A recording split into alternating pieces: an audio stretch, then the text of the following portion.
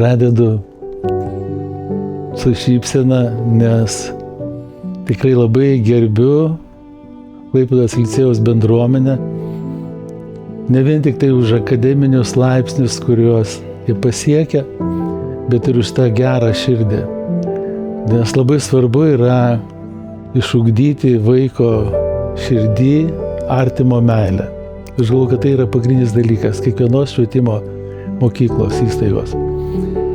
Kodėl pranciškonai dalyvaujame šitame labdaros renginį? Todėl, kad mes negalime vieni be kitų, mes jau esame 10 metų.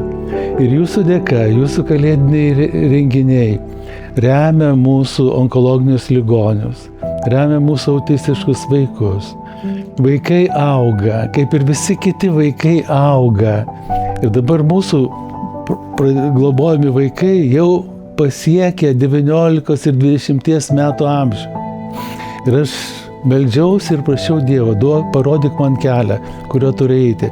Ir Viešpats sako, bandykime įkurti darbo vietas, kurie galėtų išugdyti visą tai, ką jis turi savi, kad jų talentai, kuriuos jie atsinešė, nebūtų užkasti žemėn, kad jais visi mes naudotumės.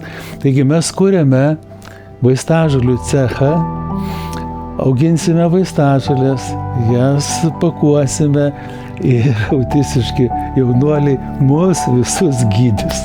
Tikra ta žodžio prasme. Todėl labai svarbu, kad jūs, kurie ateisite į tą renginį, žinotumėte, kad jūs pirkdami bilietą, jūs savo darbą, savo pinigus aukojate kaip dovaną licėjui. Licėjus šitą dovaną pasidalins su mumis, kuriančiais Green Hub, sensorinį sodą. Tikrai už viską dėkoju, esu labai laimingas ir kalbu visų brolių vardu. Mes tikrai meldžiamės už jūs ir linkime jums visos gerovės. Ačiū.